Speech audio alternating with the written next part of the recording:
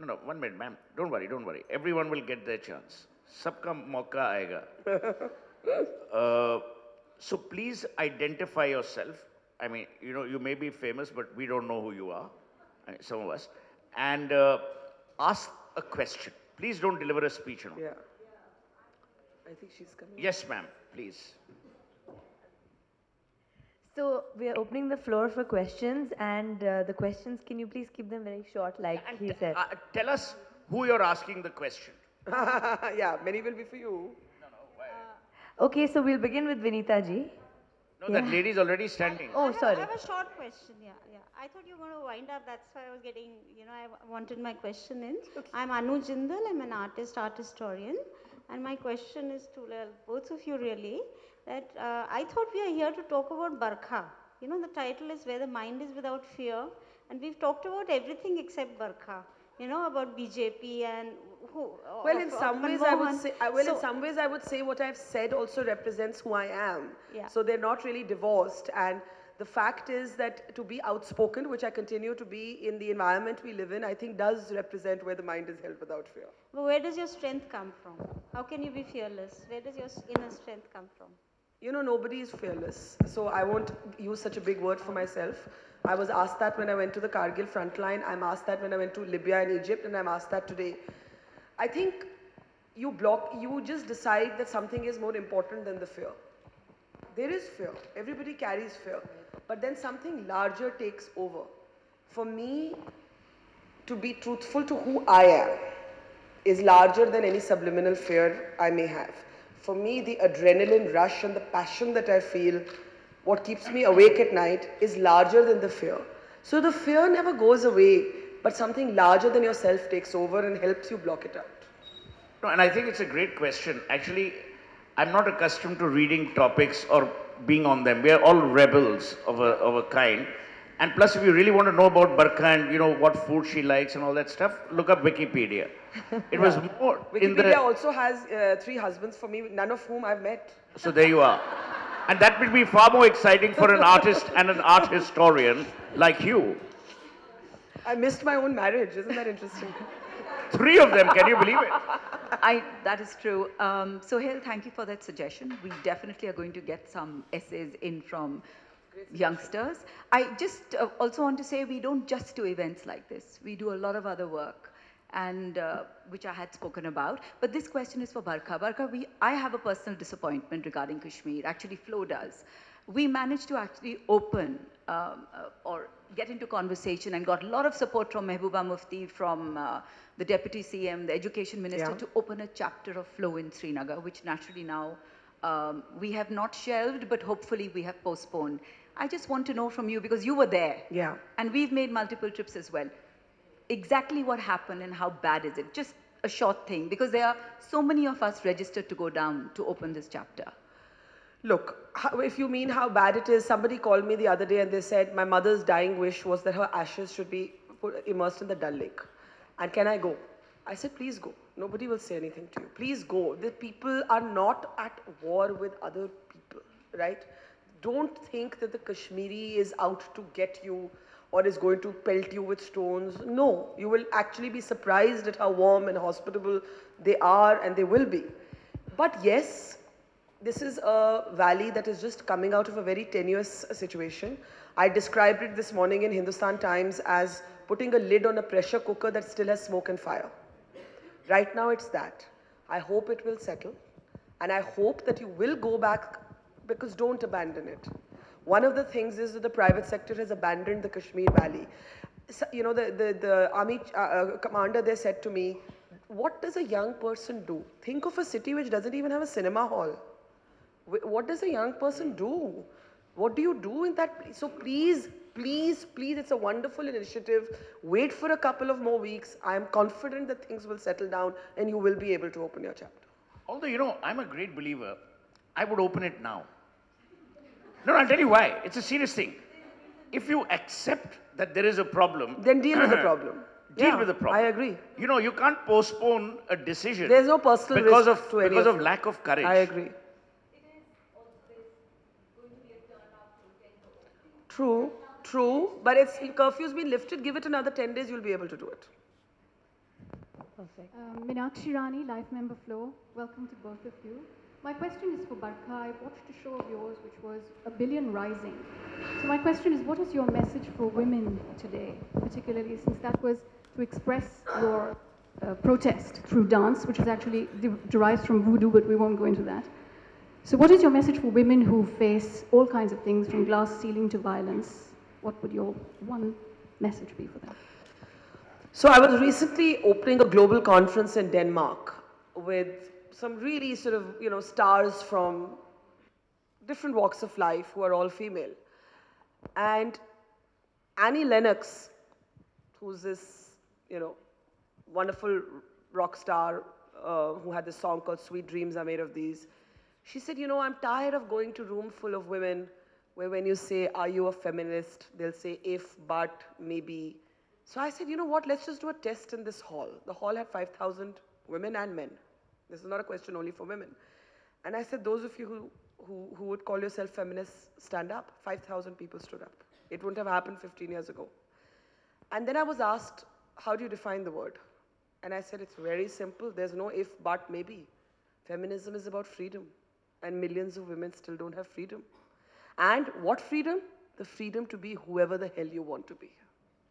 That's it. But why are only women? No, this is serious. Why are women feminists? No, men should be feminists too. I'm a huge Men should be feminist. feminists too. No, I'm a genuine feminist And- because I believe we are stupid in not respecting women. Yes, and I do not, I agree. There are many male feminists I know. Feminist is just a thought. And that thought is the demand for personal freedom to be who you are. That's it.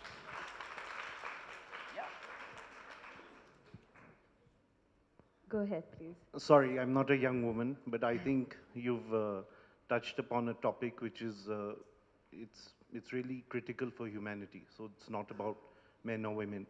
My question to you is fear easier to sell today than hope? And fear used to be what dictatorships are built on. And all this instant news and lack of analysis that you speak of, is this taking democracy to, Super question. And it has ripples globally. Why is Trump doing well? He's selling fear, right? I do agree with you. I sometimes think we live in an India where fear is being peddled instead of optimism, because it's so much easier to play to prejudice than to play to humanism. And that's exactly what's happening. my question to both of you is, how do we bring hope back in to play, to make democracy survive through media?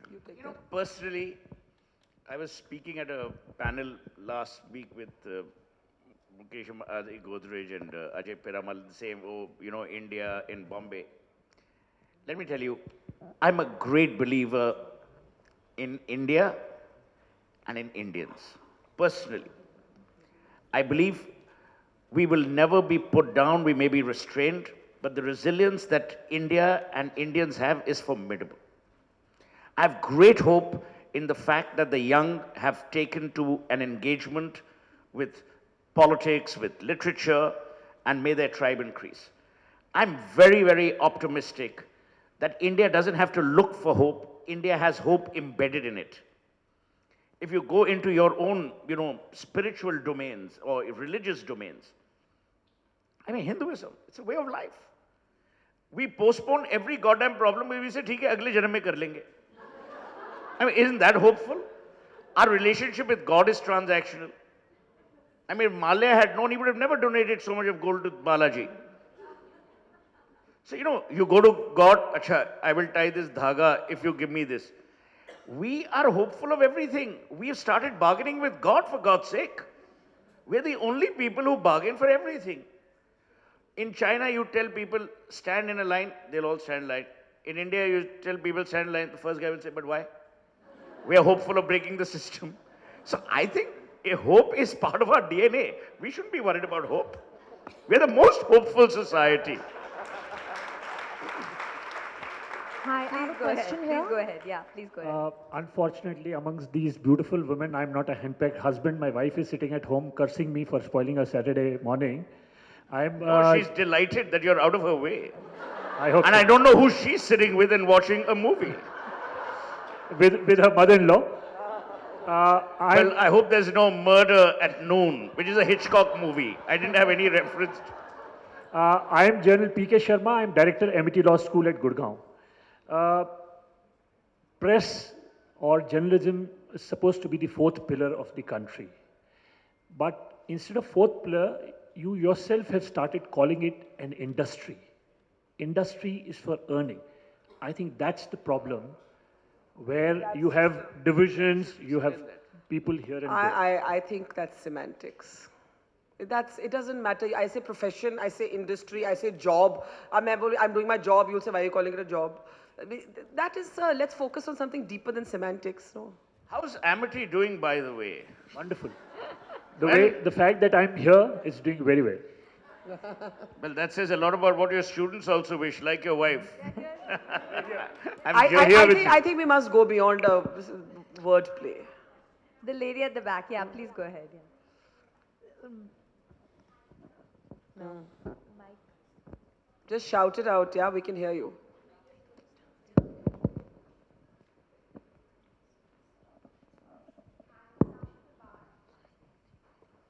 Hi, I'm Sakshi Talwar, and my question is for Barkha Dutt.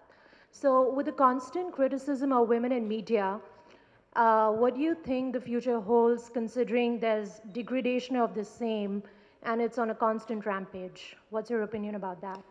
My opinion is that the women who are routinely bashed up on social media, like myself, like Sagarika Ghosh, like some others, are exactly the kind of women who will never keep quiet. So the more you attack us, actually you're doing us a favor, because I can't tell you how much this so-called criticism has raised my profile. So thank you for the compliment. Yeah, you want to go ahead? Hi. In your book, Yeah. Go ahead. in your book, I read you mentioned that Rahul Gandhi is the Raja who has gate-crashed the revolution. Yes. I wanted to know your thoughts behind that statement, please. Okay, so I did write, Rahul Gandhi is the Raja who's gate-crashed the revolution. Because I was talking about how there was a very interesting phenomenon in Indian politics in 2014, in both the phenomenon of Modi and Kejriwal, and many others like a Mamta, a Mayawati. You know, my argument was that there is the self-made politician who is pushing back against the dynastic politics. That is a trend we are seeing. You're actually again seeing it globally. Why did Bernie Sanders or even a Trump do well? Because people are sick and tired of establishment politics. Rahul Gandhi represented to most people establishment, old world, inherited politics. And yet he used to keep saying, as he told me also, I'm going to democratize everything. I am going to empower people. And he used to keep using this word empower. And I said to him, but you represent everything that is the opposite of self-made. And I said to him that what would really work is if you stood up and you said, I am going to not stand for Congress president or vice president. I'm out of the way. So nobody has to vote for me. And let there be a non-Gandhi who heads the Congress. How can a party in modern India be linked to one family? I think it is an absolute abomination. So he wanted to be this part of this. I also said Rahul Gandhi, Arvind Kejriwal was all that Rahul Gandhi wanted to be but didn't have the guts to be. Because he wanted to be the self-made Democrat, but if he doesn't, his own inheritance of power stands between him and everything he says he wants to be. He has to get out of the way and let somebody else lead the Congress party. He's not going to do that, though.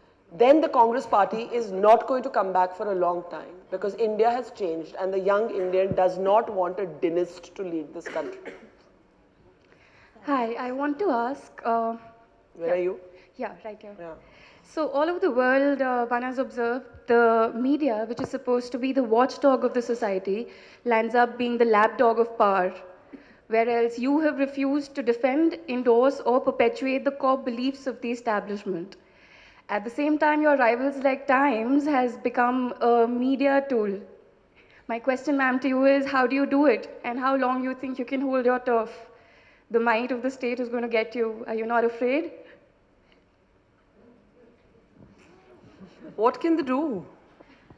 What will they do? They can't give her a fourth husband. They tried with Hafiz Saeed. Not the state, but idiots on Twitter. What can they do? See, the thing is, you have to be true to yourself and you have to be true to your conscience. If your conscience is clear, people will say 1,000 things about you. 1,000 things have been said about me. 1,000 lies have attempted to be spread about me over the 22 years I've been a journalist. Throw mud in the hope that something will stick. Nothing is stuck. I'm still here. As I said to the trolls one morning, I'm still here, you're still there. Long may we be on different sides. I'm not scared. Yeah, start. Yeah. Okay, I think we're going to take one last question and then wrap it up. Can I ask? Okay, she's standing here. Okay, second Question is last for question. both Sohail and Okay, Barkha. Two more, so one and then one here. Yeah. Speak into the microphone, it always works. Okay. This question is for Barkha and Sohail both. We've been talking about ending dynastic politics, end of the Gandhi era. What do you think of the Trump phenomena and how is it going to impact India? I still can't believe that he can be or he will be president. Maybe I'm in denial.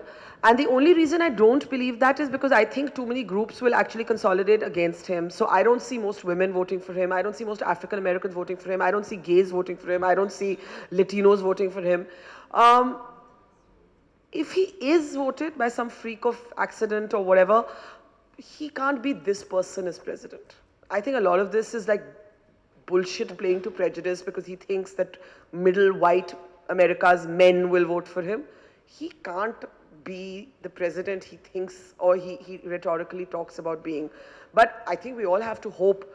I mean, Nicholas Kristof, who's a New York Times columnist, said in the morning, and I thought that was so well put, that I'd really hesitate to buy, I would not trust Hillary Clinton to buy a used car from, but if I even had to buy a safety pin from Trump, I'd have to send it for metallurgy tests, right? So I think that says everything.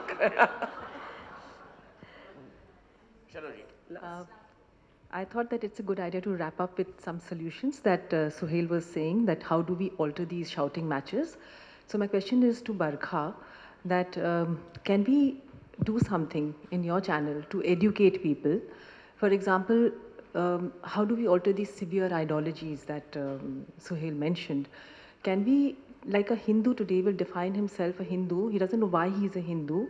He's a Hindu because he's not a Muslim or not a Christian. Does he even know what the Hindu philosophy is? So can we educate people about comparative philosophies, about the core beliefs of, the way of thinking, the way of life, not about religion? Is there something that you can do in your channel? Sure. I think one of the things one could do is to avoid voices of extreme, ideology.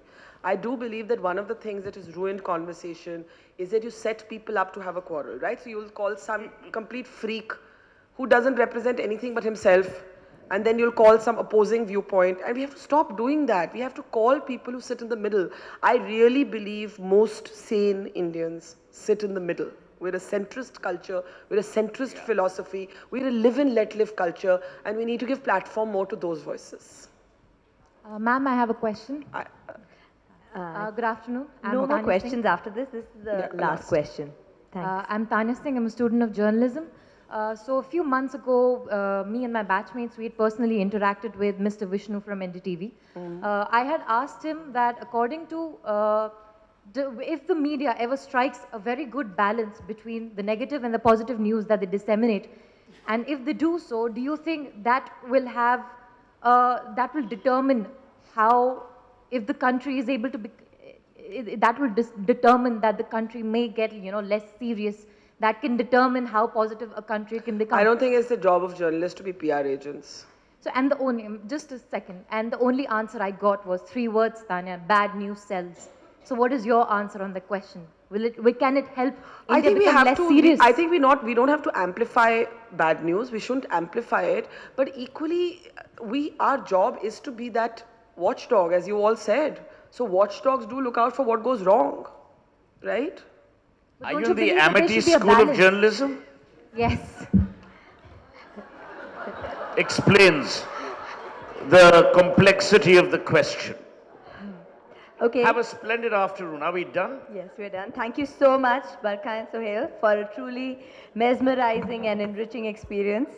Barkha, we can learn so much from someone like you, and Sohail, you're an inspiration to us all, especially in the wit department. So I'm now going to pass it on to Atashi Singhania, our Junior Vice Chair, to give a vote of thanks. Thank you.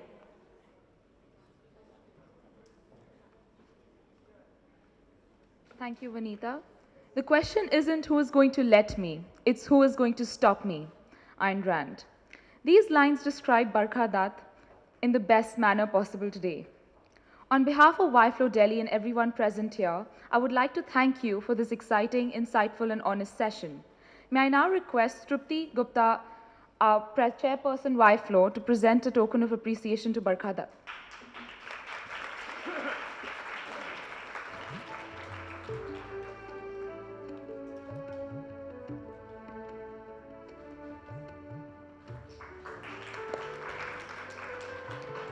If you obey all the rules, you miss all the fun.